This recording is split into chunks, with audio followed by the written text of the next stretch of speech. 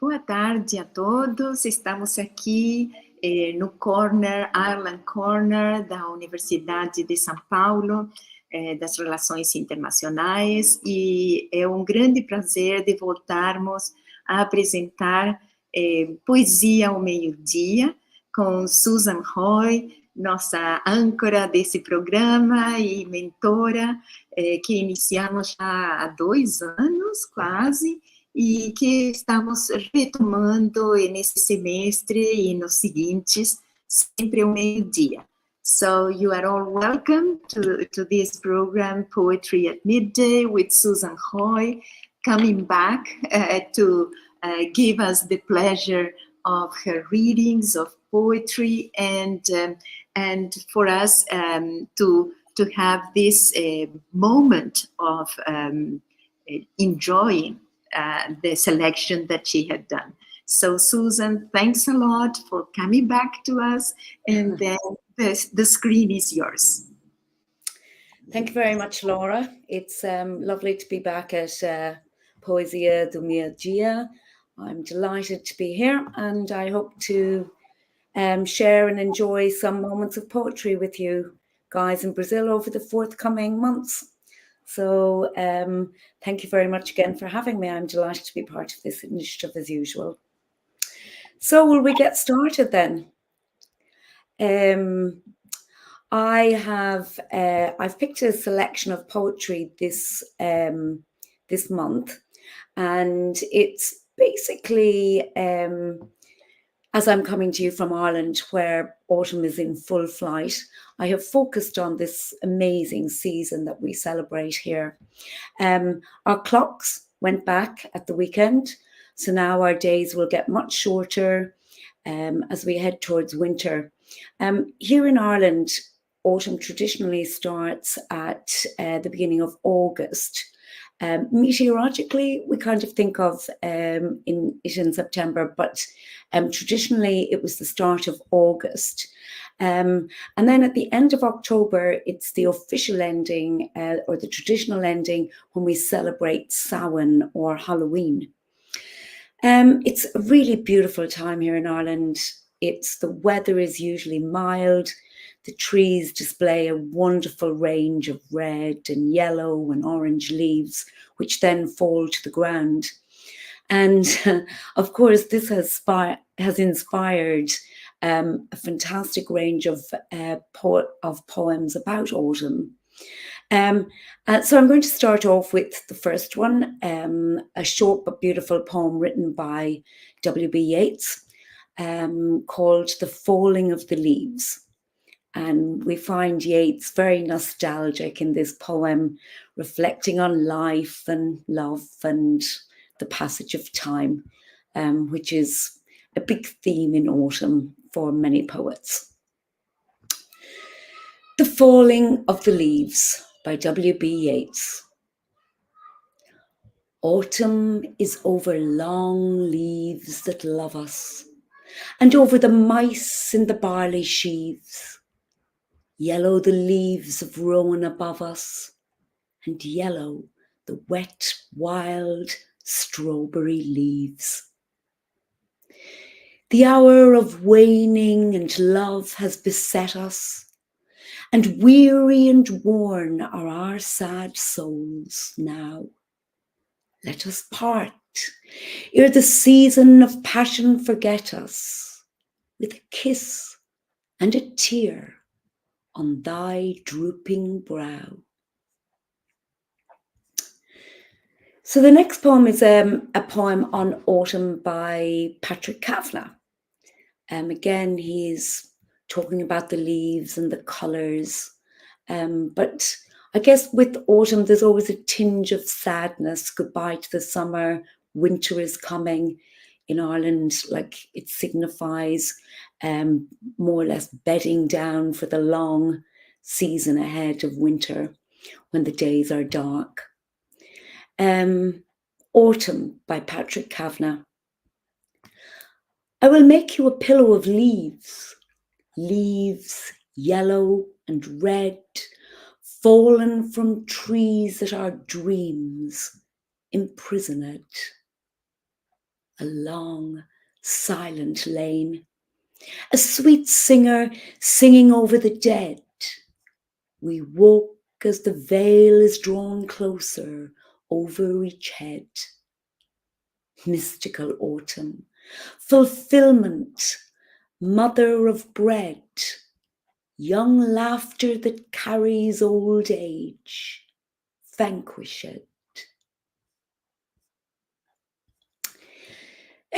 My next poet is Harry Clifton. He's a Dublin man, born in Dublin, educated in UCD. And the interesting thing about Harry is that, much like myself and Sean, he spent a lot of time overseas. He went off to West Africa, and he was in a teacher training college there in Nigeria. And then he went off to Indochina, where he worked right up into the 80s. And so, like, with this travel in his history, his experiences had a major influence on his work. And I love the idea he put forward that the true home of a poet is not in a place, but in the language itself. So Harry Clifton has won numerous awards and distinctions, and he's been translated into many European languages. And his poem is called October by Harry Clifton. The big news around here is the fall of leaves in Harrington Street and Sing Street, lying about in pockets, adrift at your feet as you kick them away. The other news is the trees. Their yellow as I speak is unbelievable. Not that you need me to tell you. Everywhere the house is falling down around our ears, and it's wonderful in the dry, spicy air how quietly it happens. Close your eyes. Don't think. Just listen. Hear them fall, the years we came towards each other, out of a sun already westering. Look at us, even yet, exchanging tree lore 20 years on in a leafless cathedral, bride and groom, well met. I was at a poetry festival recently down in Cork, and I had the pleasure of hearing Simon Armitage present some of his poetry. He's actually a British poet. He's the UK Poet Laureate at the moment, and he was a former professor in Oxford. But I couldn't help but include his poem about October here, because I just thought it was so lovely. And as well as that, again, when I was looking through my Poetry Ireland books, they also included him in, I think, the most recent edition. But it's a beautiful poem brought to you by Simon Armitage, called again October. All day, trimming branches and leaves, the homeowner sweeping the summer into a green heap. All evening, minding the flames, inhaling the incense of smouldering laurel and pine, or careering home from school down Dogshit Lane between graves and allotments, past the old church warden propped on a rake in a standing sleep, bent over a fire of cut flowers and sympathy cards and wreaths. So again, I think, in those few poems, we just see that theme of, an ending, a closing down of the years of summer, going into this darker period of winter here in Ireland and in England. Also, I mentioned that at the end of October, coming up very soon now on Thursday, we will celebrate the festival of Samhain here in Ireland, or Halloween. And my next poem is actually called The Halloween Party, and it's written by a poet called Aidan Matthews, again, who was a Dublin man, born in Dublin, education UCD. He also worked at Stanford University in California, but he worked mainly as a radio producer in the drama section of RTE. His latest book out is called Pure Filth, and he actually wrote it during the pandemic. And this poem, The Halloween Party, is taken from this newest of his collections. And just to explain to you about the custom of dressing up in costumes in Ireland at Halloween, comes from an old Celtic tradition when people used to dress in costumes resembling evil spirits. And it was to try and placate the evil spirits. So we always thought about Halloween with this, like the veil between the living and the dead. And it's at its thinnest at that stage. And men, especially, would have dressed in white, blackened their faces to resemble the dead and to acknowledge them. And so to appease them so that they wouldn't visit the home of the living. Also, if you met a spirit on your travels, they would accept you as one of their own and not be tempted to carry you away in the morning. So it was a safety precaution. And we'll talk a little bit more about Halloween, but I like this poem by Aidan Matthews. I hoist a knitted skeleton on a drip stand in the porch. The children are coming. 120 last year. Remember the white-faced zombie in her communion dress? And the imp with the actual scythe? And his separated father standing shyly out at the gate, as if it were Saturday. Later, the lights gone out in the scared terraces. There'll be no safe house for the lads in the black bin liners. I place a candle on the ledge of the lunette to illumine a later myth than the Carnival of Samhain. This is no shambles. It tells me this is Shangri-La, the fall, the flood. Those are our father's phantoms. But a bumblebee with long yellow stockings of pollen gorges on a folding passion flower and cannot help herself on the eve of November as the month of the dead begins. So again, the Catholic tradition in Ireland is November is seen as the month of the Holy Souls. And it's a time when Irish people especially remember their dead. So we have a lot of customs and traditions around remembering our dead, visiting the graves. And there are different novenas and indulgences to be gained by visiting churchyards and graveyards during this special time in Ireland. And then for the fun side of it, of course, Halloween has developed in Ireland where the children go around to the different houses trick-or-treating, all dressed up in their favourite characters and trying to scare people. But those traditions go far back in our culture, back to, as we mentioned, the dressing up to ward off the evil spirits, the dressing up to celebrate the coming of the autumn time or the coming of the winter time. So there's a long tradition of Halloween here in Ireland.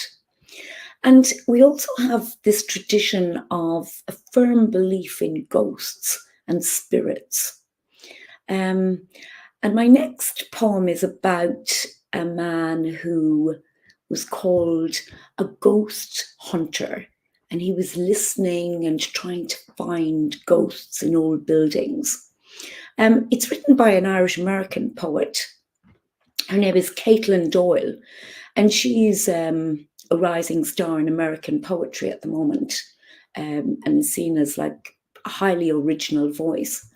And although she lives in the States, her father was from Finglas in Dublin, and he grew up in a time in Ireland when a huge part of the primary school program was learning poetry, and the recitation of poetry was really important. So people learned poems off by heart and recited them. And so it wasn't, Caitlin herself says it wasn't uncommon for her to hear her dad speak lines of poetry around the house. And her experience of, like, from her dad, just saying poems around the house imbued in her like this love of language and poetry. And I think that experience is very common in Irish people. So the poem The Ghost Hunter tells about this man's obsession with ghosts. There's like so many places in Ireland today that deal with ghosts and our relationship with the undead. We've got castles and hotels where phantoms play, and jails that are centuries old where convicts rattle their chains to seek the justice they were denied. And actually, where I work in an area of Dublin called Malahide, and they have like a castle there, which is a wonderful old castle, but it too is very famously haunted. There's stories of many, many visitors who have had encounters with its ghosts. The most famous one, and often written about here in Dublin, is the White Lady. And there's a portrait of this lady, and it seems that she often leaves her painting to wander the corridors of Malahide Castle at night. And of course, there's another ghost there called Lord Galtram. And it seems, the story goes, that he was actually killed on his wedding day in, way back, 1429. Then his bride-to-be, to add insult to injury, married his rival, who was reputedly the man who killed him. And so he roams the corridors of Malahide Castle as well. So interesting castle to look up its history and to hear these stories. But again, this sort of tradition and culture is very much alive in Ireland to the present day. So the poem, The Ghost Hunter by Caitlin Doyle. My father kept his motion centre tuned to frequencies beyond me. The flux and sweep of spirit women's dresses along the floor. I couldn't even make them haunt my sleep. His ghosts less real to me than bedtime tales. But still, I followed him from year to year through long abandoned houses, tapped the walls the way he taught me, held my breath to hear the sounds he swore were more than just the wind. The time the needle on his sensor shook so hard in some dim stairwell, he snapped a photo and rushed home to his dark room. I couldn't look. Blurred figure caught inside a web of light for long enough to make him think, look closer, that I believed it wasn't a double exposure.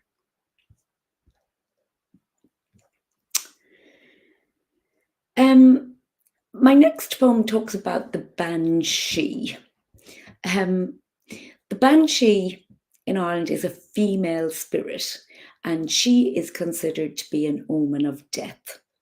So she's a spirit that roams the countryside, and she can be heard wailing when she predicts that somebody in a house is going to die. Of course, the word banshee comes from the Irish ban, she, which translates as woman of the fairy mounds. She can appear in many different guises. She can be a young, beautiful woman, or she can be a stately matron, or an ugly, frightening old hag. And she's usually dressed in a grey or white hooded cloak, but she was more often heard rather than seen. But you could hear those mourning cries, usually at night when somebody in the house is about to die. And my granny could always claimed that her family heard the banshee on many occasions. And my granny's name was, her name was McHale, her surname McHale. And it seems that the banshee came to a select number of Irish families, usually those whose names start with O or Mac, such as O'Neill or MacDade, or in our family's case, McHale. It was just a very, very real thing in those olden days, the days my granny grew up in, to hear the banshee, and then it would be somebody would die in the house. So John Todhunter wrote this poem, The Banshee, in 1839. And John Todhunter was a poet that, like, I would say not many people know nowadays in Ireland. He's an almost forgotten poet. But he was a prolific writer, and I think he wrote about 7 books of poetry and a number of dramatic productions as well. But in his poem, The Banshee, he depicts Ireland as the imagery is Ireland is keening over the loss of her children, and so the poem tries to capture the grief and the despair of Irish people, and the banshee wailing over the state of Ireland at this time in the late 1800s, when Ireland went through the terrible times of famine, not fashion, and societal despair, basically. So, The Banshee by John Todhunter. Green in the wizard arms of the foam-bearded Atlantic, an isle of old enchantment, a melancholy isle, enchanted and dreaming lies. And there, by Shannon's flowing in the moonlight, spectre thin, the spectre Erin sits. An aged desolation, she sits by old Shannon's flowing, a mother of many children, of children exiled and dead. In her home with bent head, homeless, clasping her knees, she sits, keening. And at her keen, the fairy grass trembles on dun and barrow. Around the foot of her ancient crosses, the grave grass shakes and the nettle swings. In haunted glens the meadow sweet flings to the night wind her mystic mournful perfume. The sad spearmint by holy wells breathes melancholy balm. Sometimes she lifts her head with blue eyes tearless and gazes athwart the reek of night upon things long past, upon things to come. And sometimes when the moon brings tempest upon the deep, the roused Atlantic thunders from his caverns in the west. The wolfhound at her feet springs up with a mighty bay, and chords of mystery sound from the wild harp at her side, strung from the hearts of poets. And she flies on the wings of tempest with grey hair streaming, and meteor of evil omen, the spectre of hope forlorn, keening, keening. She keens, and the strings of her wild harp shiver on the gusts of night. O'er the four waters she keens, over Moyle she keens, over the sea of Millet and the strait of Strongbow and the ocean of Columbus. And the Fianna hear, and the ghosts of her cloudering, hovering heroes, and the swan Fionnuala wails o'er the waters of Inishfall, chanting her song of destiny, the rune of waving fates. And the nations hear in the void and quaking time of night, sad unto dawning, dirges, solemn dirges, and snatches of bardic song. Their souls quake in the void and quaking time of night, and they dream of the weird of kings and tyrannies moulting, sick in the dreadful wind of change. Wail no more, lonely one, mother of exiles, wail no more, banshees of the world, no more. The sorrows are the world's, thou art no more alone, thy wrongs the world's. So thank you very much, and I hope you enjoyed that selection of poems. I tried to mix the season and the weather and the traditions of Halloween. As I say, Halloween basically started in Ireland as this celebration of our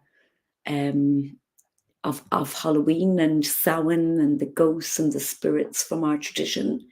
And so I am going to leave you with a very short little video that gives you a little history of the Banshee and a little snippet of Raglan Road, which is the most quintessential autumn song that I could find. And this is Luke Kelly, a very famous singer from the Dubliners, who sings the poem Raglan Road, which was written by his friend Patrick Kavanagh. He gave the song to Luke in a very famous pub in Dublin called Bailey's in 1966.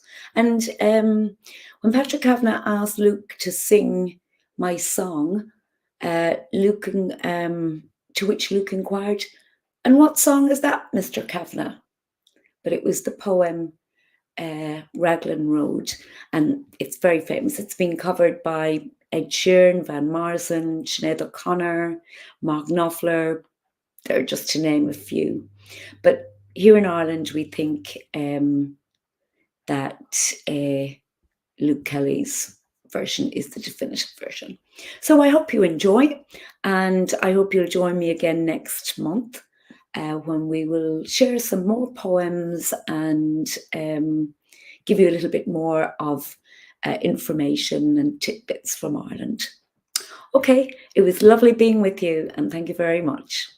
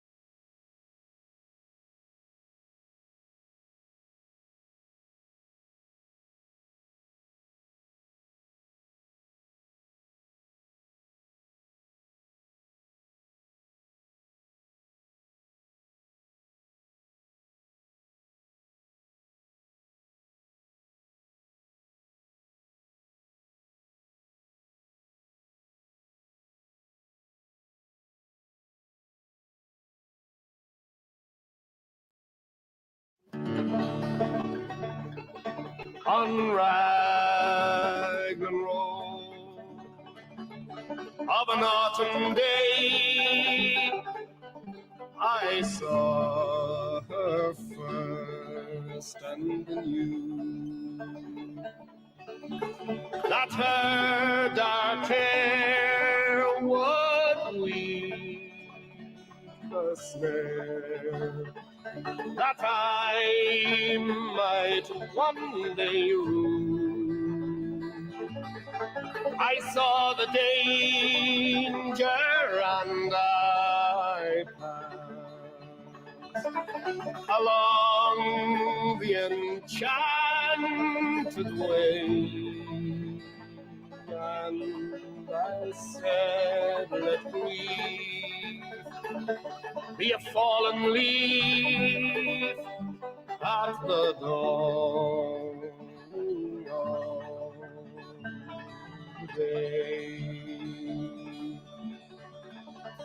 On Grafton Street in November, we trip lightly along the lane of a deep ravine where can be seen the worth of passion's pledge. The Queen of Hearts still making cards, and I'm not making hay. Oh, I loved too much, and by such is happiness thrown away.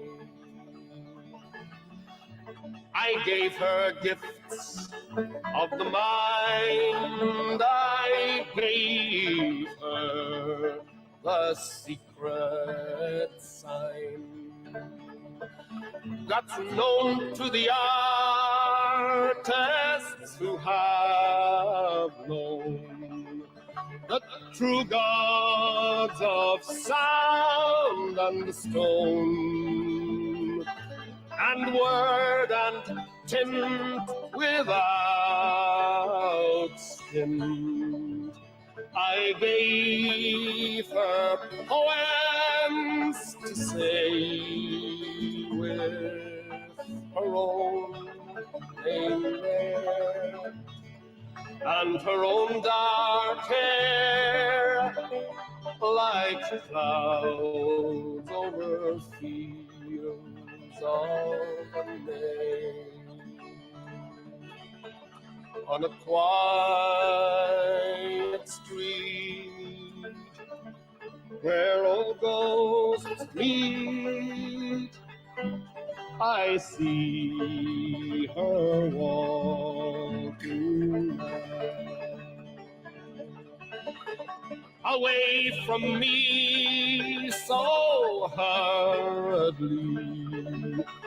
My reason must allow that I had loved not as I should, a creature made of clay. When the angels the clay he'd lose his wings at the dawn of day.